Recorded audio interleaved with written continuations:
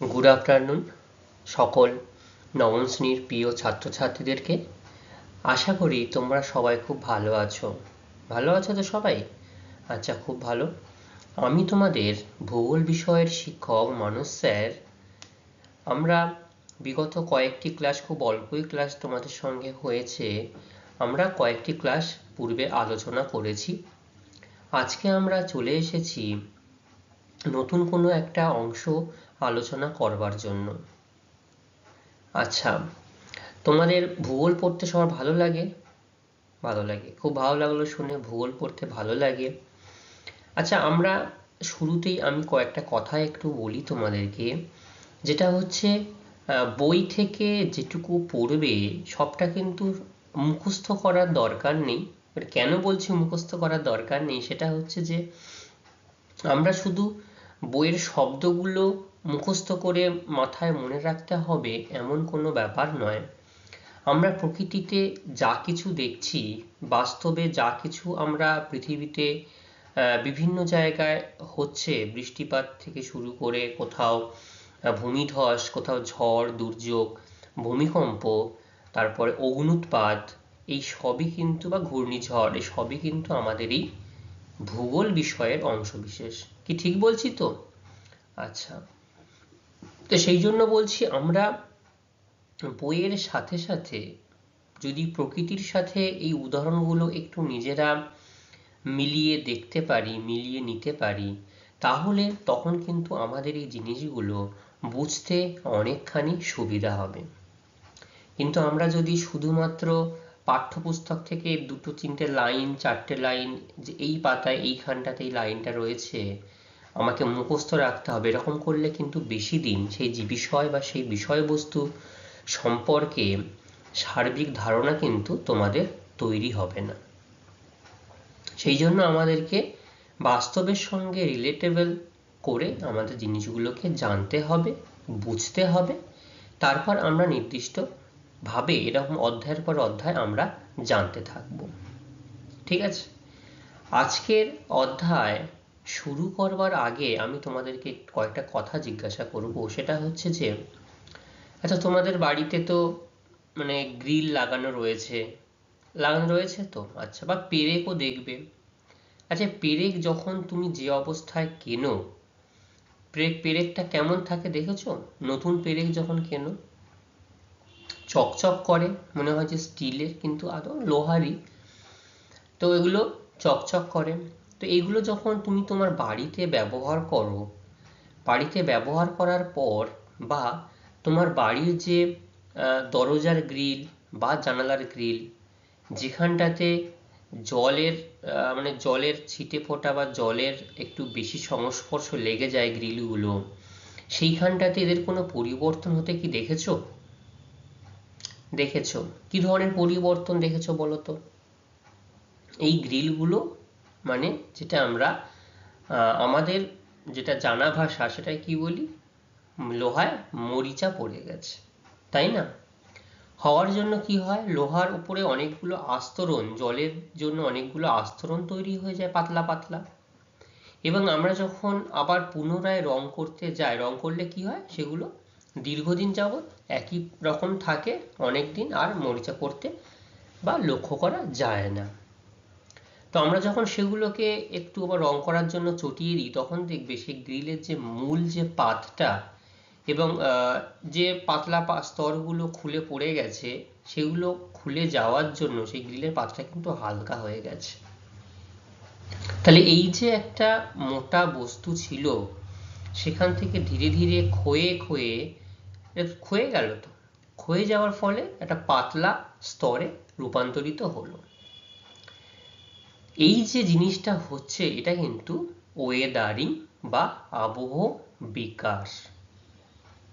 সেই আবহ বিকাশ সম্বন্ধেই আজকে আমরা বিস্তারিত আলোচনা করব।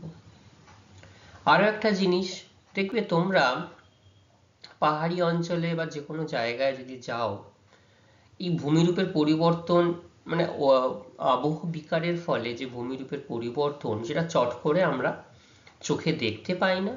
আমরা যদি পূর্বের সেই ভূমিরূপ কি অবস্থায় ছিল আর এখন ভূমিরূপটা বর্তমানে কি অবস্থায় রয়েছে সেটা যদি আমরা তুলনামূলকভাবে আলোচনা না করি তাহলে আমরা বুঝতে পারবো না এটা কতটা পরিবর্তন হয়েছে।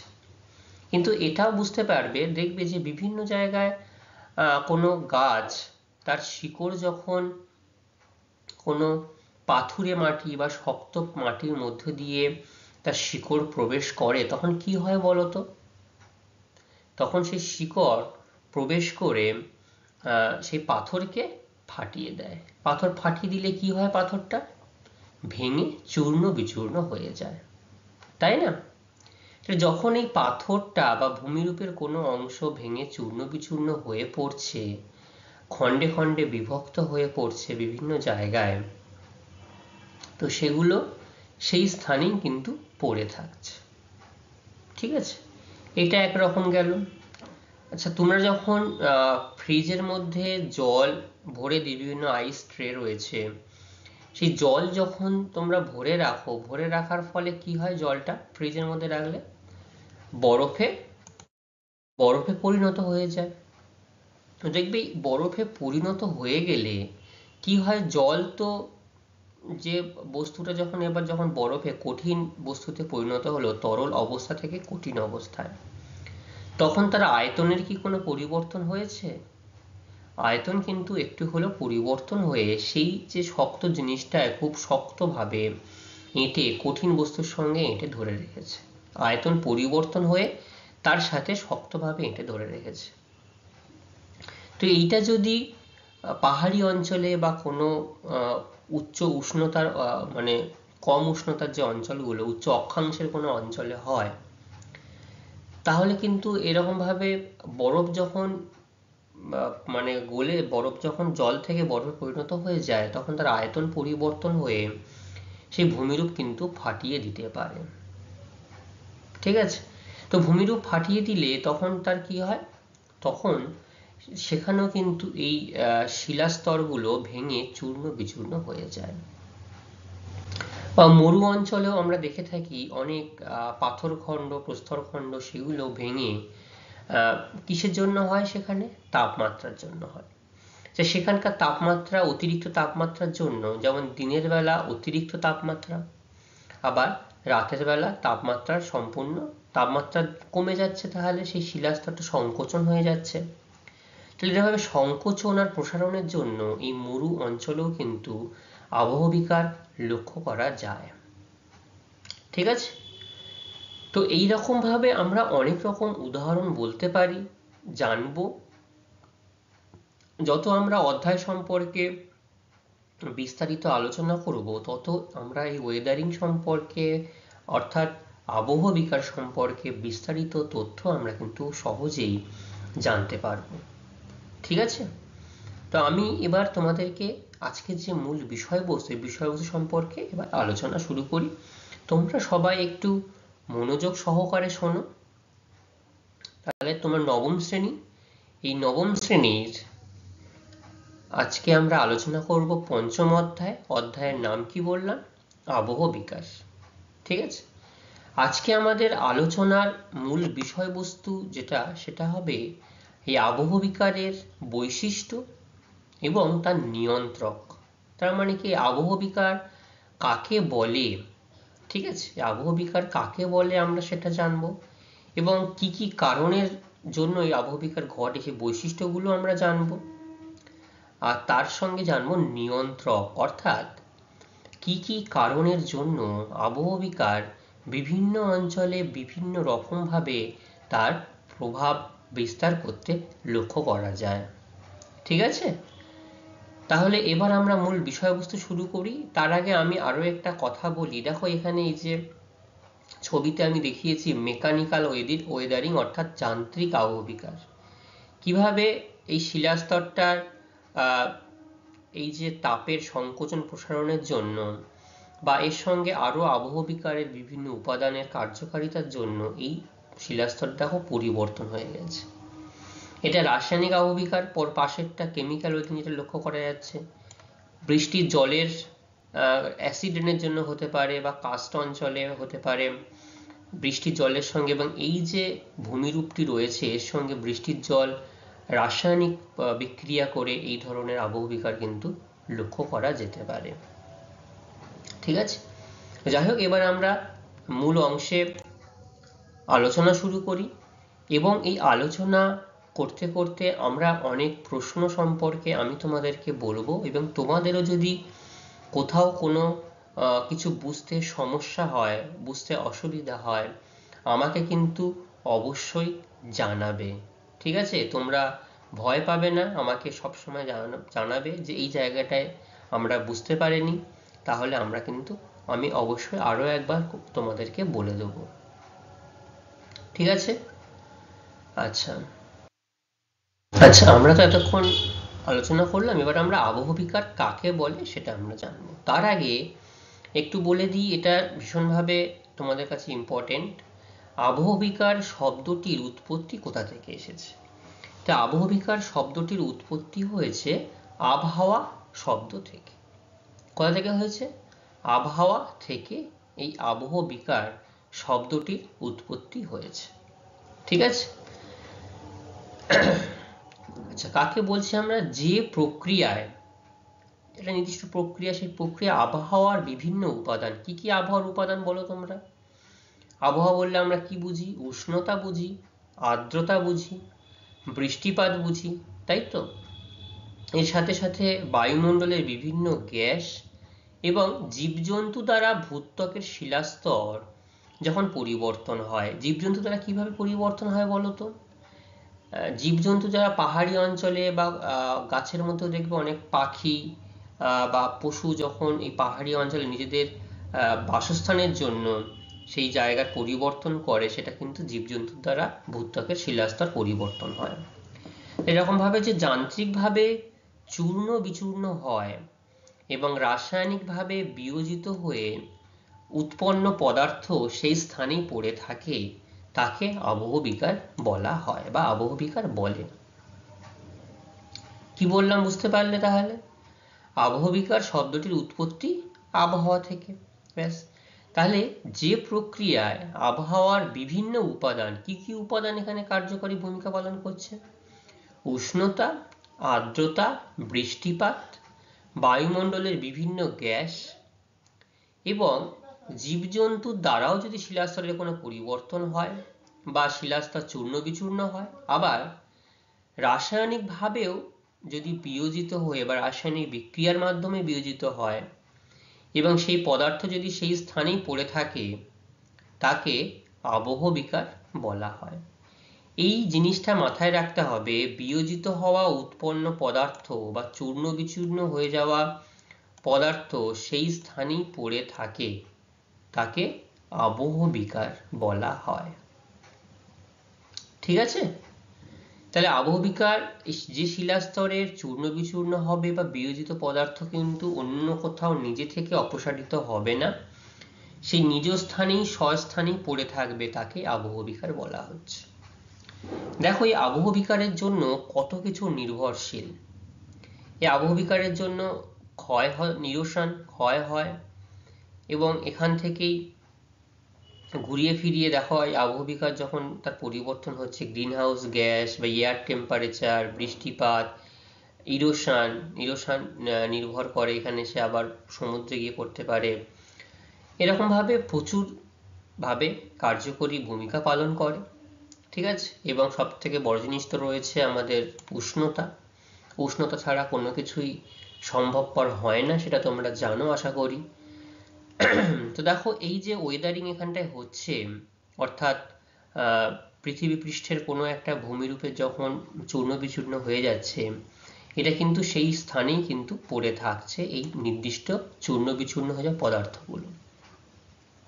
ঠিক আছে, তারপরে সেটাকে যখন ক্ষয় হয় তখন সেটাকে আমরা ইরোশন বলছি, ট্রান্সপোর্ট হচ্ছে, তখনই সেটা কিন্তু সেই ক্ষয়জাত পদার্থগুলো একটা স্থান থেকে অন্য কোনো স্থানে অপসারিত হয়ে যায়। এগুলো আমরা পরবর্তী দিনে অন্য কোনো দিন আলোচনা করব, পরবর্তী অংশে ধীরে ধীরে যতটা আমরা এগোবো তখন।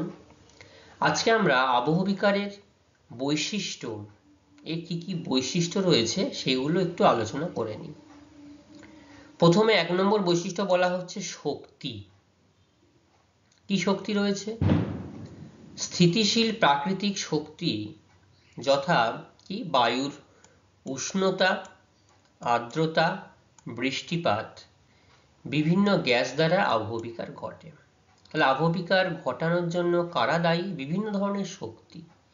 সেই শক্তি কি কি রয়েছে? বায়ুর উষ্ণতা, এই এয়ার টেম্পারেচার যেটা আমি একটু আগে বলছিলাম, প্রেসিপিটেশন, বৃষ্টিপাত, গ্রিনহাউস গ্যাস, বিভিন্ন গ্যাস, এইগুলোর দ্বারা কিন্তু আবহবিকার ঘটে। তাহলে এটা একটা বৈশিষ্ট্য হলো শক্তি, যে আবহবিকার নির্দিষ্ট শক্তির দ্বারা কার্যকরী ভূমিকা পালন করে, তার দ্বারা আবহবিকার ঘটে। ঠিক আছে। 2 নম্বর কি? স্থানচ্যুতি। কি স্থানচ্যুতি? এক্ষেত্রে উৎপন্ন শিলাচূর্ণের কোনো প্রকার অপসারণ হয় না। বোঝা গেল? এই যে উৎপন্ন শিলাচূর্ণ, তার মানে এই যে ওয়েদারিং এর হওয়ার ফলে এই যে চূর্ণ বিচূর্ণ হয়ে যাওয়া পদার্থ, এই পদার্থর কিন্তু কোনো অপসারণ হয় না, মানে সেই জায়গার তার স্থান পরিবর্তন হয় না। তাই এটি একটি স্থৈতিক প্রক্রিয়া, অর্থাৎ স্থিতিশীল। স্থৈতিক প্রক্রিয়া, এটা স্থিতিশীল প্রক্রিয়া। ঠিক আছে। তাহলে আমরা কি জানলাম আবহবিকারের বৈশিষ্ট্য? 1 নম্বর বৈশিষ্ট্য কি জানলাম? শক্তি। কোন কোন শক্তি কাজ করে? এখানে বৃষ্টিপাত, বায়ুর উষ্ণতা, বিভিন্ন ধরনের গ্যাস, এদের দ্বারা আবহবিকার ঘটে।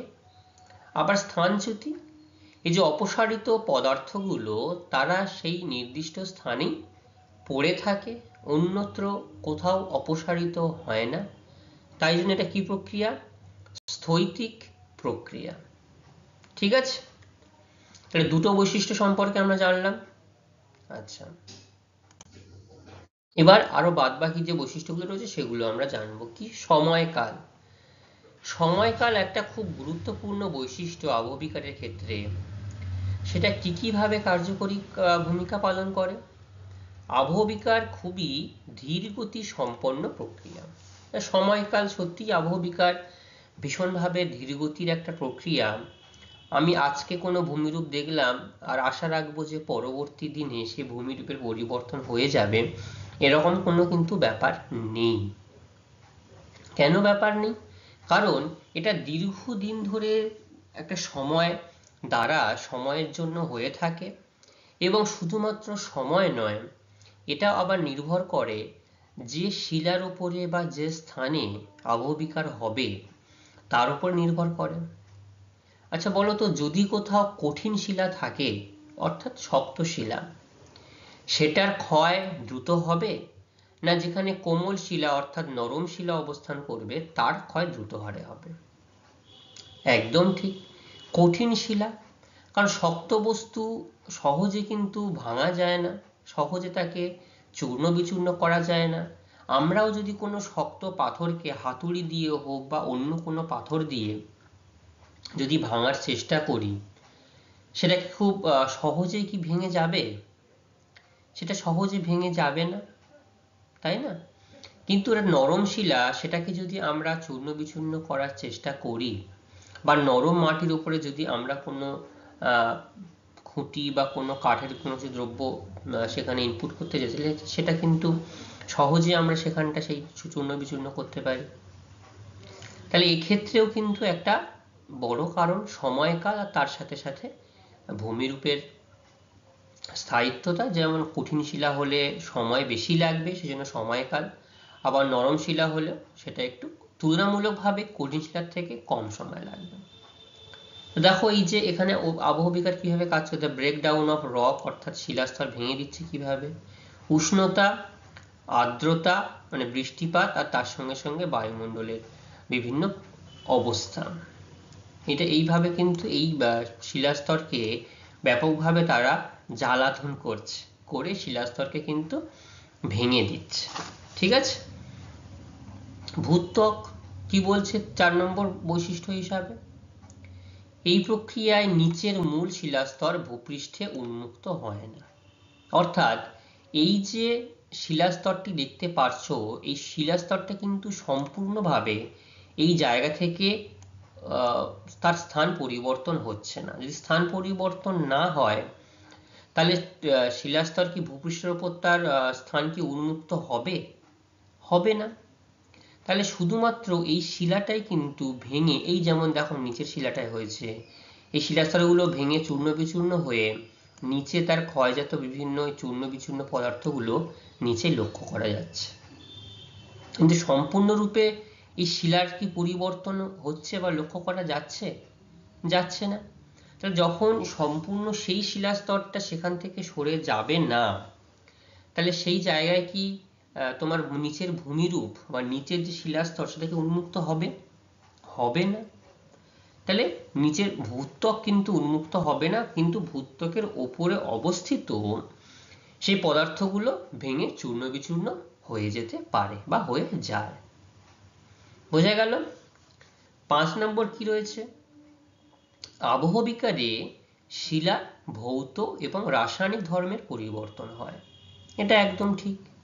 যখন আবহবিকারের উপরে এই যে আবহবিকারের বিভিন্ন আবহাওয়ার বিভিন্ন উপাদান কি কি, উষ্ণতা, আর্দ্রতা, বৃষ্টিপাত, এই যখন একসঙ্গে কার্যকরী তারা ভূমিকা নেয়, তখন কিন্তু মূল শিলার একটা ভৌত ধর্মের পরিবর্তন হয়। অর্থাৎ এই যে শিলাটি দেখতে পাচ্ছ, এটা এখন যে অবস্থায় রয়েছে আগে কিন্তু আরো বড় ছিল, চূর্ণ বিচূর্ণ হয়ে এখন এই অবস্থায় এসছে। আবার আরো 100 বছর, 200 বছর, 300 বছর, 1000 বছর পর দেখা যাবে এই মূল শিলাস্তর কিন্তু আবার আরো এর ভূমিরূপের পরিবর্তন হচ্ছে। তাহলে এরকম ভাবে ভৌত পরিবর্তন যেমন হয়, আবার রাসায়নিক পরিবর্তনও কিন্তু লক্ষ্য করা যেতে পারে। তাহলে মূল শিলা যে দেখতে সেটা কিন্তু একটু চেঞ্জ হয়ে যায়। ঠিক আছে? তাহলে এইখানটাতে আমরা বৈশিষ্ট্য হিসাবে কি কি বিষয় জানলাম? প্রথমে আমরা জেনেছি যে শক্তি, আবহবিকার শক্তি, কোন শক্তিগুলো মূলত কাজ করে। তারপরে আমরা জানলাম তার তোমার স্থানচ্যুতি, অর্থাৎ সেই চূর্ণ বিচূর্ণ পদার্থগুলো তার স্থান পরিবর্তন হয় না। সময়কাল, 4 নম্বর কি জেনেছি? ভূত্বক, 5 নম্বর শিলা।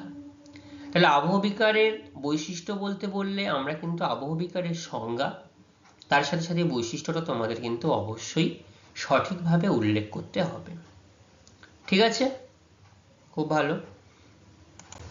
এবার আমরা আবহাওয়ার যে বিভিন্ন নিয়ন্ত্রক, কি কি নিয়ন্ত্রক কাজ করে, সেই নিয়ন্ত্রকগুলো আমরা জানবো। যেমন আমরা প্রথমেই একটু বলছিলাম যে জলবায়ুর বিভিন্ন উপাদান রয়েছে, এছাড়া সময় রয়েছে, ভূপ্রকৃতি রয়েছে, জীবজগৎ রয়েছে, শিলার একটা নিয়ন্ত্রক হিসাবে কাজ করে। তাহলে সেইগুলো আমরা পরপর জানব। বলা হচ্ছে যে ভূপৃষ্ঠের সর্বত্র একই হারে কিন্তু আবহবিকার সংগঠিত হয় না। একদমই ঠিক। প্রত্যেকটা অঞ্চলে বা আমার এখানটায় বা আমরা যে সমভূমি অঞ্চলে বসবাস করি সেখানে যদি আবহবিকার হয়, সেখানকার আবহবিকার আর পাহাড়ি অঞ্চলের আবহবিকার কিন্তু একই ধরনের বা একই রকম হতে পারে না। নির্দিষ্ট কতগুলি উপাদান রয়েছে, সেই উপাদানগুলো এই আবহাওয়ার মাত্রাকে ব্যাপকভাবে নিয়ন্ত্রণ করতে পারে বা নিয়ন্ত্রণ করে। ঠিক আছে? তো সেই নিয়ন্ত্রকগুলো কোন কোন বিষয়গুলো নিয়ন্ত্রক করে সেগুলো আমরা জানব। 1 নম্বর হচ্ছে জলবায়ু। জলবায়ু একটা এই আবহবিকারের সব থেকে গুরুত্বপূর্ণ একটা নিয়ন্ত্রক। ঠিক আছে? তো সেটা কি কি? আবহাওয়া ও জলবায়ুর উপাদান দ্বারা আবহবিকার সংগঠিত হওয়ার বিভিন্ন জলবায়ু অঞ্চলে বিশেষ আবহবিকার প্রাধান্য লাভ করে। ঠিক আছে? তাহলে আবহাওয়া জলবায়ু দ্বারা কি হচ্ছে? আবহবিকার সংগঠিত হচ্ছে, তখন বিভিন্ন জলবায়ু অঞ্চলে, এখানে জলবায়ু বিভিন্ন অঞ্চল হিসেবে আবহাওয়ার কেমন ধরনের পরিবর্তন হয় সেগুলো উল্লেখ করা হয়েছে। এইভাবে আবহাওয়ার প্রাধান্য লাভ করে বিভিন্ন জায়গায়। ঠিক আছে? আচ্ছা, আমরা এই জলবায়ুর ক্ষেত্রে অনেকগুলো জলবায়ু অঞ্চল এখানে উল্লেখ করা হয়েছে, 6টি জলবায়ু অঞ্চল উল্লেখ করা হয়েছে এখানে। তো এই মূলত এই 6টি জলবায়ু অঞ্চলে কি কি ধরনের আবহবিকার হয় সেগুলো এখান থেকে তোমাদের মনে রাখতে হবে শর্ট প্রশ্নের জন্য আর তোমাদেরকে জানার জন্য। প্রথম যে জলবায়ু অঞ্চল বলা হয় সেটা হচ্ছে উষ্ণ ও শুষ্ক মরু বা মরুপ্রায় জলবায়ু অঞ্চল। তার মানে মরুভূমি যে মূল এরিয়া সেই অঞ্চলের কথাই এখানে বলা হয়েছে। এখানে আবহবিকার কিভাবে কাজ করে? দিন রাতের উষ্ণতার ব্যাপক প্রসারের জন্য এই মরুভূমিতে দিনের বেলা তাপমাত্রা কত থাকে জানো? গড় তাপমাত্রা প্রায় 40 ডিগ্রি বেশি চলে যায়, আবার রাতের বেলার তাপমাত্রা 20 ডিগ্রি নিচে চলে যায়। তাহলে এই যে আবহাওয়ার দেখো মানে যে উষ্ণতার পার্থক্য কতখানি লক্ষ্য করা যাচ্ছে। এর জন্য কি হয়? শিলার ক্রমাগত সংকোচন হয় আর প্রসারণ হয়। সংকোচন মানে সংকুচিত হয়ে যায় ঠান্ডায়, আবার দিনের বেলা তাপ পাওয়ার ফলে সেটা বেড়ে যাচ্ছে আকারে। তো এইরকম ভাবে যান্ত্রিক আবহবিকার এই মরু অঞ্চলে সর্বাধিক ক্রিয়াশীল। দেখো বলেই দিয়েছে এখানে শিলার ক্রমাগত সংকোচন হওয়ার জন্য এই মরু অঞ্চলে যান্ত্রিক আবহবিকার সর্বাধিক ক্রিয়াশীল। ঠিক আছে। বৃষ্টিপাত ও আর্দ্রতার অভাবে এই মরু অঞ্চলে রাসায়নিক বিক্রিয়া ঘটে না। তাহলে রাসায়নিক বিক্রিয়া কোথায় ঘটে না? উষ্ণ ও শুষ্ক মরুপ্রায় অঞ্চলে রাসায়নিক বিক্রিয়া লক্ষ্য করা যায় না। ঠিক আছে। 2 নম্বর কি রয়েছে? ক্রান্তীয় মৌসুমী জলবায়ু অঞ্চল। এই ক্রান্তীয় মৌসুমী জলবায়ু অঞ্চল অর্থাৎ আমরা যে অঞ্চলে বসবাস করি, আমরা মৌসুমী জলবায়ুর দেশ আমাদের, এখানটাতে কি হয়? শুষ্ক ঋতুতে অল্প যান্ত্রিক আবহবিকার হলেও, তার মানে শুষ্ক ঋতু মানে কোনটা? শীতকাল। শীতকালে যদি অল্প যান্ত্রিক আবহবিকার হলেও বর্ষাকালে কিন্তু রাসায়নিক আবহবিকার প্রাধান্য লাভ করে। তাহলে ক্রান্তীয় মৌসুমী জলবায়ুতে কোন আবহবিকার প্রাধান্য লাভ করে?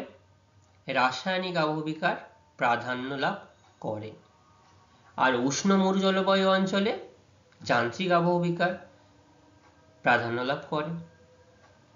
ঠিক আছে। আমার সেই জায়গার পরিবেশ সম্পর্কে যদি আমার একটু ধারণা থাকে, আমরা একটু ভাবি যে এই যে মরু অঞ্চল বলা হচ্ছে এখানে কি বৃষ্টিপাত হয়? তাহলে যদি না হয় তাহলে রাসায়নিক আবহবিকার হওয়ার কোনো ব্যাপারই হচ্ছে না। আবার মৌসুমী জলবায়ু অঞ্চলে শুষ্ক অঞ্চলটা খুব অল্প কিছুদিন থাকে, 3 মাস মাত্র থাকে। তো সেই জন্য এখানে বর্ষাকালে যান্ত্রিক আবহবিকার কি করে? প্রাধান্য লাভ করে। তো দুটো জলবায়ু অঞ্চল সম্পর্কে আলোচনা করলাম আমরা। এবার নিরক্ষীয় জলবায়ু অঞ্চল। এই নিরক্ষীয় জলবায়ু অঞ্চলে কেমন ধরনের আবহাওয়া লক্ষ্য করা যায়? তো এখানে এই নিরক্ষীয় জলবায়ু অঞ্চলে কি হয়? প্রত্যেকদিন বিকেলে প্রায় বেশিরভাগ দিনই বৃষ্টি হয়, 4 o'clock রেন বলা হয়। সারা বছর বৃষ্টি হওয়ার জন্য কি হয়? প্রচুর বৃষ্টিপাত এবং অধিক উষ্ণতাও থাকে, এবং আর্দ্রতার জন্য রাসায়নিক আবহবিকার এই অঞ্চলে সর্বাধিক কার্যকরী ভূমিকা পালন করে। এরকম রাসায়নিক আবহবিকার হতে পারে। রাসায়নিক আবহবিকার যেটা বলছিলাম, জল পাহাড় মধ্যে থেকে যখন বা কঠিন বরফে পরিণত হয়ে যায় তখন আয়তনে বেড়ে যায়, তখন এই শিলাকে কিন্তু ফাটিয়ে দেয়। ঠিক আছে। তাহলে নিরক্ষীয় জলবায়ু অঞ্চলে যেহেতু প্রচুর বৃষ্টিপাত এবং তার সাথে সাথে অধিক উষ্ণতা হওয়ার জন্য এই অঞ্চলে রাসায়নিক আবহবিকার বেশি কার্যকরী হয়। উচ্চ পার্বত্য এবং শীতল জলবায়ু অঞ্চলে কি হয়? উচ্চ পার্বত্য এবং শীতল জলবায়ু অঞ্চলে দিন রাতের উষ্ণতা কি হয়? হিমাঙ্কের ওপর ও নিচে থাকে। ঠিক আছে। তাহলে হিমাঙ্কের ওপর ও নিচে থাকার জন্য বরফের মাধ্যমে তুষার যান্ত্রিক আবহবিকার প্রাধান্য লাভ করে। এই যে পুরো প্রক্রিয়াটা, এটা কিন্তু এই যান্ত্রিক আবহবিকার। সেটা কোথায় হচ্ছে? উচ্চ পার্বত্য শীতল জলবায়ু অঞ্চলে। তাহলে আমরা কোন কোন জায়গায় যান্ত্রিক আবহবিকার কার্যকরী বেশি ভূমিকা পালন করে এখনো পর্যন্ত দেখলাম। উচ্চ পার্বত্য এবং শীতল জলবায়ু অঞ্চল আর উষ্ণ মরু ও মরুপ্রায় জলবায়ু অঞ্চলে। খুব ভালো বলেছ। নিরক্ষীয় জলবায়ু অঞ্চলে কি ধরনের আবহবিকার দেখছি আমরা? রাসায়নিক আবহবিকার। ক্রান্তীয় মৌসুমী জলবায়ু অঞ্চলে রাসায়নিক আবহবিকার। খুব ভালো। আচ্ছা, আর্দ্র নাতিশীতোষ্ণ জলবায়ু অঞ্চল, অর্থাৎ এইখানটাতে না শীত না উষ্ণ যে জলবায়ু, সেইখানটা সেইখানটাতে কি ধরনের আবহবিকার থাকে বা লক্ষ্য করা যায়? এইখানে যান্ত্রিক এবং রাসায়নিক দুই আবহবিকারই কিন্তু কার্যকরী ভূমিকা নেয়।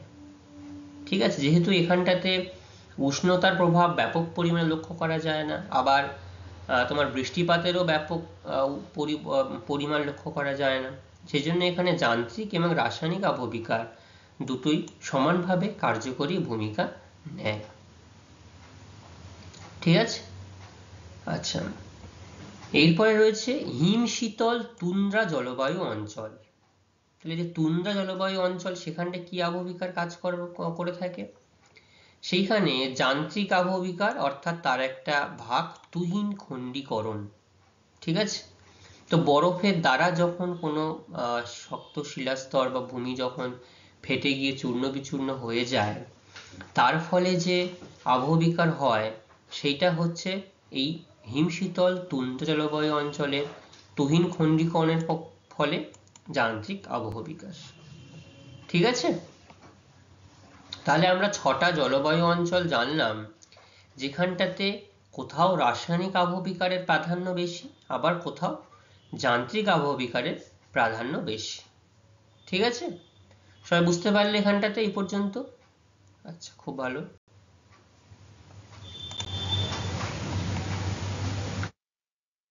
আচ্ছা, তাহলে আমরা প্রধান নিয়ন্ত্রক, অর্থাৎ আবহাওয়ার যে প্রধান নিয়ন্ত্রক জলবায়ু, সেই সম্পর্কে এতক্ষণ আমরা আলোচনা করলাম, যে কোন জলবায়ু অঞ্চলে কেমন আবহবিকার, অর্থাৎ যান্ত্রিক বা রাসায়নিক কি আবহবিকার ভূমিকা পালন করে, সেটা আমরা জেনেছি।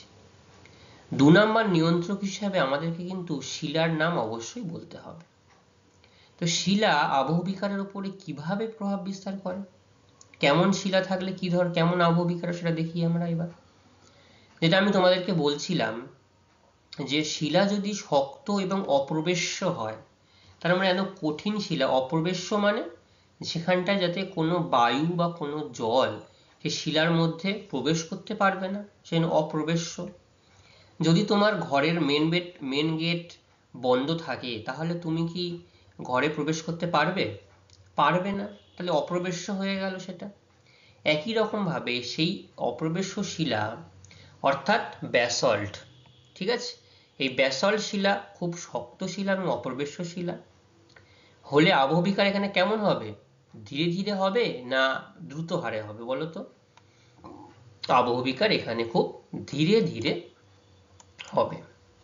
ঠিক আছে, আবার মোটা দানাযুক্ত, দেখবে মোটা দানাযুক্ত, আমরা যখন তুমি একটা বাটিতে যদি বালি নাও, যদি সেখানে বালি কি সূক্ষ্ম সূক্ষ্ম কণা, তাহলে সেখানে কিন্তু সে বালির মধ্যে কোনো ফাঁক ফোকর থাকে না। আবার তুমি যদি কোনো পাত্রে বড় বড় নুড়ি পাথর নাও, তুমি যতই ঝাঁকিয়ে ঝাঁকিয়ে সে পাত্রটা ভরার চেষ্টা করো, সেখানে কিন্তু একটা বায়ুর একটা গ্যাপ কিন্তু লক্ষ্য করা যায়। মানে সেখানে তুমি যদি জল দাও, জল প্রবেশ করতে পারবে, বায়ু কিন্তু সেখানে প্রবেশ করতে পারবে। তাই দানাযুক্ত শিলা, অর্থাৎ বেলে পাথর, তো সেখানে এই বেলে পাথরের মধ্যে কি হয়, বৃষ্টির জল কিন্তু সহজে এই অংশে প্রবেশ করতে পারে। তাহলে প্রবেশ করলে এই শিলায় কি হবে? আবহবিকার দ্রুত হারে হবে। ঠিক আছে, তাহলে শিলার ব্যাপারটা বোঝা গেল। শক্ত শিলা হলে খুব ধীরে ধীরে আবহবিকার হবে, নরম শিলা অর্থাৎ প্রবেশ্য শিলা থাকলে সেখানে আবহবিকার খুব দ্রুত হারে হবে। 3 নম্বর, ভূপ্রকৃতি। কি রয়েছে ভূপ্রকৃতি? এখানটায় একটা জিনিস বলা হলো, যে ভূপ্রকৃতি যদি সমতল হয়, তাহলে সেখানে কিন্তু আবহবিকার সেই মানে খুব দ্রুত হারে হবে না, ধীরে ধীরে হবে। কিন্তু ঢালু অঞ্চল হলে, অর্থাৎ সেখানে ঢালু অঞ্চল হলে কি হয়, সেখানে তোমার তাপমাত্রাটা পার্থক্য লক্ষ্য করা যাচ্ছে, আবার ভূমিতে যখন জল সেখানটায় গড়িয়ে চলে যাচ্ছে, তাহলে এর জন্য কিন্তু এখানে আবহবিকার প্রাধান্য লক্ষ্য করা যায়। তো ভূমিরূপের তারতম্যে বিচূর্ণ ভবনের পার্থক্য লক্ষ্য করা যায়। অধিক ঢালু অঞ্চলে দ্রুত যান্ত্রিক আবহবিকার হয়। তার মানে যেহেতু ঢালু অঞ্চল রয়েছে, সেখানে যদি জলবায়ুর বিভিন্ন উপাদানের জন্য শিলা চূর্ণ বিচূর্ণ হয়ে যায়, তাহলে সেখানে খুব তাড়াতাড়ি আবহাওয়ার এই ভূমিরূপের পরিবর্তন লক্ষ্য করা যাবে। আবার যেখানে ঢাল খুব কম, সেখানে কি হয়, সেই ভূমিতে জল আটকে থাকে বা জল ধীরে ধীরে প্রবাহিত হওয়ায় সেখানে আবার রাসায়নিক আবহবিকার হবে। আর ঢালু অঞ্চলে জল দাঁড়াতে পারছে না, সেখানে শুধুমাত্র উষ্ণতা পাচ্ছে, তার প্রভাবে যান্ত্রিক আবহবিকার হবে। আর যেখানে জল সঞ্চয় হচ্ছে বা দাঁড়িয়ে থাকতে পারছে সেখানটা কি হচ্ছে, রাসায়নিক আবহবিকার হচ্ছে। তাহলে কটা নিয়ন্ত্রক আলোচনা করলাম আমরা? 3টে। 1 নম্বর জলবায়ু, তার 6টি অঞ্চল সম্পর্কে আলোচনা করেছি। 2 নম্বর শিলা, 3 নম্বর হচ্ছে ভূপ্রকৃতি। ঠিক আছে, মাথায় থাকবে। 4 নম্বর হচ্ছে জীবজগৎ। কি জীবজগৎ? এই দেখো ছবিটাই দেখো একটু, এই যে গাছের শিকড়টা এই শিলাস্তরের মধ্যে দিয়ে গিয়ে কিন্তু শিলাস্তরকে কিন্তু ফাটিয়ে চূর্ণ বিচূর্ণ করে দিয়েছে। বুঝতে পারছো তাহলে জীবজগৎ কিভাবে কাজ করে? বা দেখবে আমাদের এখানে তো সেভাবে পাহাড় বা পাথর সেই অর্থে লক্ষ্য করা যায় না, বা আমাদের এখানে যদি গাছ দেখো, গাছের মধ্যে পাখি বাসা করতে দেখেছো? নর্মাল বাসার কথা বলছি না, যেখানে গাছ যখন একটু পুরাতন হয়ে যায় বা নরম হয়ে যায় যে অংশে, সেখানে কাঠঠোকরা পাখি বা এই ধরনের কিছু পাখি সেই গাছকে ঠোকর দিয়ে দিয়ে গর্ত করে কিন্তু সেখানে তাদের বাসা একটা তারা তৈরি করে নেয়। এটা কিন্তু জীবজগতের দ্বারা, জীব দ্বারা কিন্তু আবহ বিকাশ। ঠিক আছে, তা দেখো উদ্ভিদের শিকড় যেমন শিলাকে ফাটিয়ে দিচ্ছে, আবার জীবজন্তুরা শিলায় গর্ত করছে। শিলায় গর্ত করে পাহাড়ি অঞ্চলে বাদুড় বা পেঁচা, তারপরে পাহাড়ি যে অনেক জীবজন্তু তারা কিন্তু সেখানটায় কিন্তু তাদের সেই শিলাগুলোকে ফাটিয়ে দিয়ে সরিয়ে দিয়ে তারা কিন্তু সেখানটাতে তাদের বাসস্থান বানিয়ে নেয়। আবার মানুষ কি করে, নিজেদের বিভিন্ন অর্থনৈতিক কাজকর্মের জন্য, অর্থাৎ পাহাড়ে পাথর ফাটিয়ে দিয়ে টানেল করে, অনেক সময় রাস্তা তৈরি করে, বিভিন্ন উন্নয়নমূলক কাজকর্ম পরিচালনা করে, সেখানেও কিন্তু যান্ত্রিক আবহবিকার লক্ষ্য করা যায়। ঠিক আছে, আবার উদ্ভিদ ও প্রাণীর দেহাবশেষ এবং বর্জ্য পচে গিয়ে সেখানেও কিন্তু রাসায়নিক আবহবিকারের হার বৃদ্ধি পায়। কোথায় রাসায়নিক আবহবিকার বৃদ্ধি পাচ্ছে? এই যে উদ্ভিদ, অর্থাৎ আমাদের যে বিভিন্ন উদ্ভিদ তার অংশ বা প্রাণীর বিভিন্ন দেহাবশেষ যদি আমরা কোথাও ফেলে রাখি, সেটা কিন্তু পচে গিয়ে সেই অংশে কিন্তু রাসায়নিক আবহবিকার কার্যকরী ভূমিকা লক্ষ্য করা যায়। ঠিক আছে, তাহলে 4 নম্বর জীবজগৎ বুঝতে পারলে, অর্থাৎ আমরা এই যে আমাদের চারিদিকে যে দেখছি, অর্থাৎ আমরাও যদি কোনো এই ভূমিরূপের কোনো পরিবর্তন করি, সেটাও কিন্তু যান্ত্রিক আবহবিকারের মধ্যে পড়ছে। সময়, সময় একটা অন্যতম গুরুত্বপূর্ণ নিয়ন্ত্রক। কারণ তুমি যদি আজকে একটা ভূমিরূপ দেখো বা পাহাড় বা পাথর দেখো, আজকে দেখার পর কালকে যদি তোমার মনে হয় যে এই জায়গাটাতে কোনো পরিবর্তন হলো না, তাহলে এখানে কি ধরনের আবহবিকার হচ্ছে কি করে বুঝবো? আমরা কিন্তু এত দ্রুত কোনো জায়গার আবহবিকার সম্পর্কে ধারণা লাভ করতে পারবো না। দীর্ঘ সময় লাগে একটা ভূমিরূপের পরিবর্তন হতে গিয়ে। সময়টা একটা অন্যতম গুরুত্বপূর্ণ। সেজন্য সময়ের সঙ্গে আবহবিকারের কি সম্পর্ক? সরল সম্পর্ক রয়েছে। শিলার প্রকৃতিতে যখন উন্মুক্ততার সময় বেশি হবে, তখন শিলার যান্ত্রিক এবং রাসায়নিক আবহবিকারও বেশি মাত্রায় হবে। অর্থাৎ এই ভূমিরূপের উপরে বা পৃথিবীপৃষ্ঠের উপরে যখন শিলা যখন অনেক বেশি পরিমাণে জায়গা জুড়ে ছড়িয়ে ছিটিয়ে থাকবে, তখন তার উপরে যেমন যান্ত্রিক আবহবিকারও হতে পারে, আবার রাসায়নিক আবহবিকারও হতে পারে। সময় কম হলে শিলায় আবহবিকারের হারও কিন্তু কমে যায়। ঠিক আছে, তাহলে এইভাবে আমরা আবহবিকারের নিয়ন্ত্রক হিসাবে 5টা নিয়ন্ত্রক কিন্তু আমরা আলোচনা করলাম। ঠিক আছে,